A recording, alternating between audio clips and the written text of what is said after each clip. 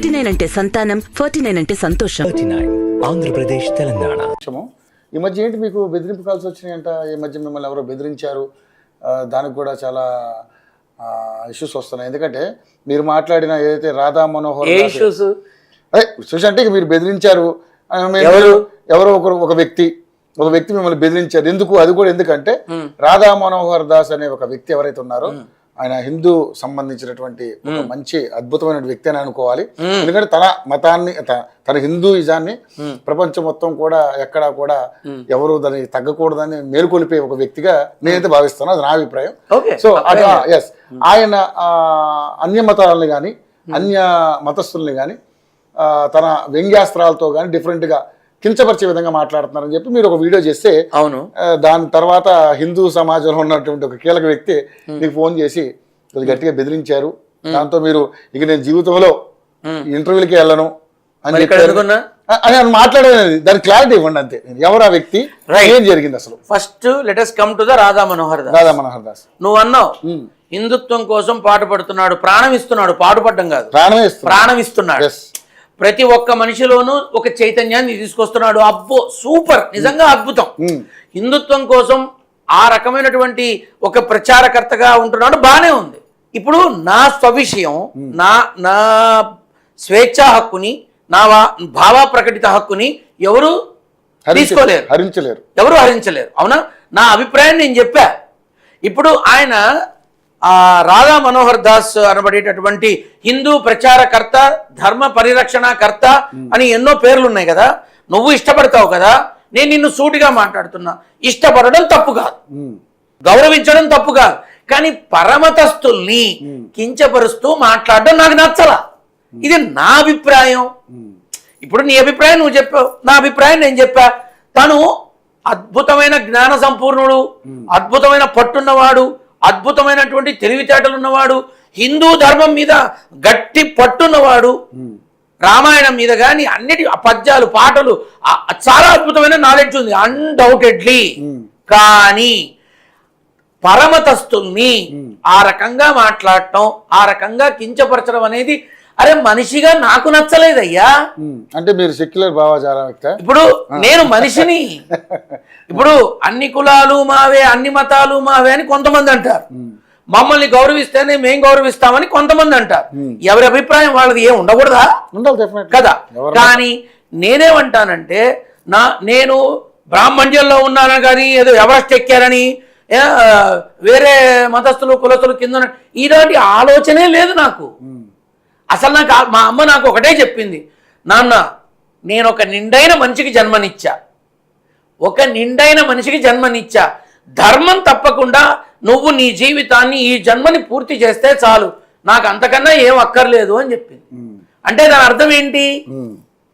మనిషిగా పుట్టా, మనిషిగా ప్రేమిస్తా, మనిషిని మనిషిగా చూస్తా, మనిషిగా అభిమానిస్తా, మనిషిగా చచ్చిపోతా, అంతే. నా కులం, నా మతం, నా విధానం, నా ధర్మం నాకు, నా వంశానికి, నా కుటుంబానికి అంకితం. నేను ఇంకొకళ్ళ మీద దాని ఒత్తిడి పెట్టను, నేను ఇంకొకళ్ళని నా దగ్గర రానివ్వను. నీకు అర్థమైందా? ఇంకొకళ్ళని నా దగ్గర రానివ్వను, నేను ఇంకొకరి మీద ఒత్తిడి పెట్టను.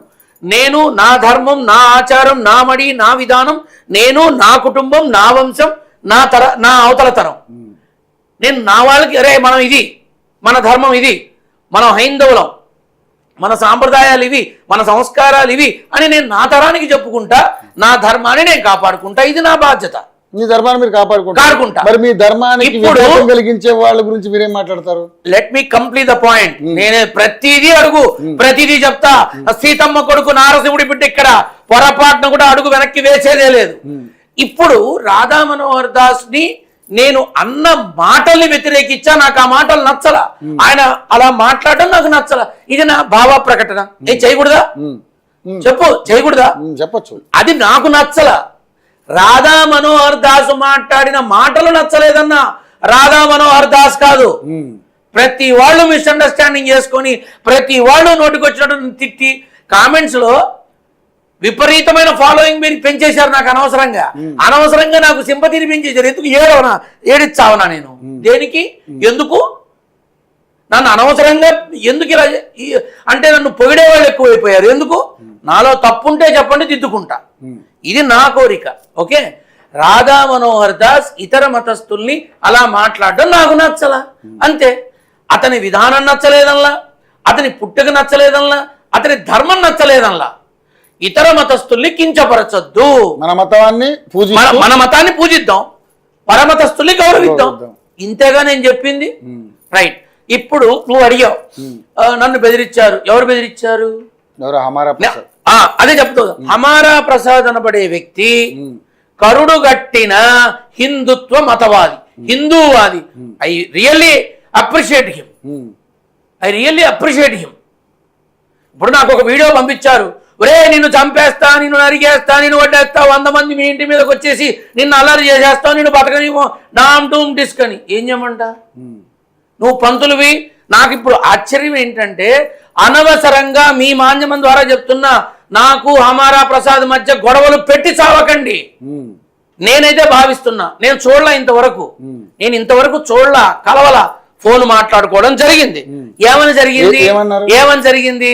అయ్యా, మీరు హిందూ మతాన్ని కాస్త హక్కును చేర్చుకోవాలి, మీలాంటి గురుస్థానంలో ఉన్న వాళ్ళు ముందుకు తీసుకెళ్ళాలి, మీరు ఇతర మతస్థుల్ని ఆ రకంగా సపోర్ట్ చేసి మన వాళ్ళని మీరు మాట్లాడడం కరెక్ట్ కాదు, మీరు అర్థం చేసుకోవాలి, మా అందరితో మమేకం అవ్వాలి, హిందూ మతం కోసం మేము పడుతున్నటువంటి బాధని మీరు అర్థం చేసుకోవాలి, నా మీద ఎన్నో కేసులు ఉన్నాయి.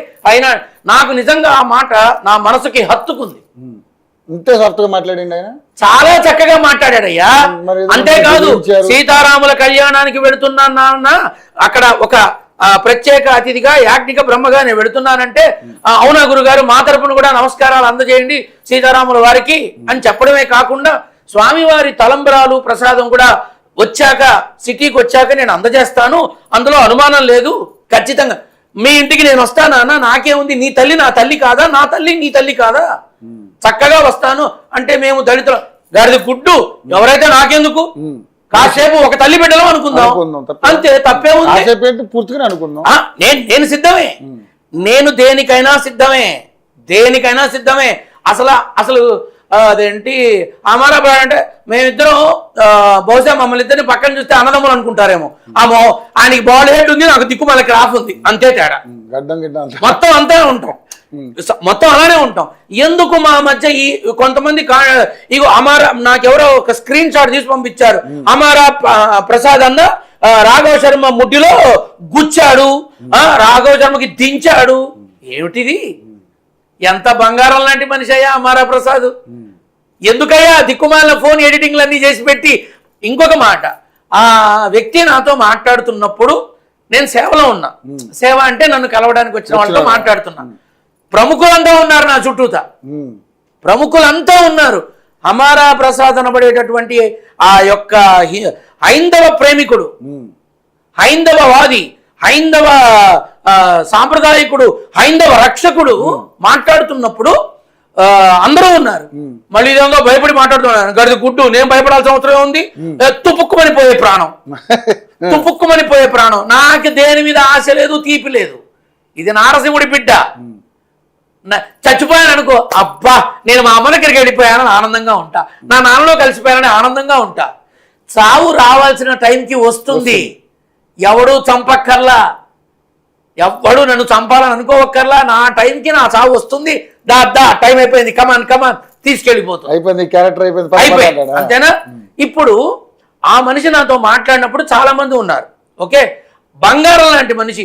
ఇప్పుడు ఆ మనిషి నాతో మాట్లాడిన, మీరు చక్కగా గురువులు మమ్మల్ని అందరినీ మంచిగా ముందుకు తీసుకెళ్ళాలి, మాకు ఎన్నో మీరు తెలియపరచాలి, చెప్పాలి, హైందవ సాంప్రదాయాన్ని, హిందూ ధర్మాన్ని మీలాంటి వాళ్ళు నడిపిస్తే మరింత బలం పెరుగుతుంది.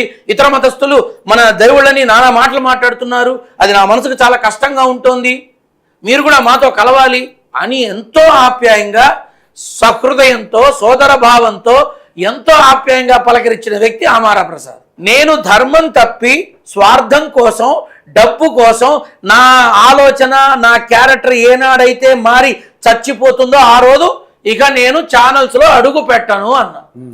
ఎందుకని? డబ్బు పడేస్తే ఛానల్స్ అన్ని నా దగ్గరికి వస్తాయిగా కదా. ఇప్పుడు ఒక మాట, హమారా ప్రసాద్ అనబడేటటువంటి వ్యక్తి మీద ఎంతో మంది బురద జల్లుతారు, గొడవలు చేస్తారు. పాపం నాతో అనడం జరిగింది, మేము పోరాడే పోరాటంలో నా మీద ఎన్నో కేసులు వచ్చాయి గురువు గారు అని. నిజమే, ఆనాడు గాంధీ మహాత్ముడు దేశ స్వాతంత్రం కోసం చేసినప్పుడు రాలేదా? తెలంగాణ కోసం మన కేసీఆర్ రొమ్మిర్చుకుని ముందుకెళ్ళినప్పుడు రాలేదా?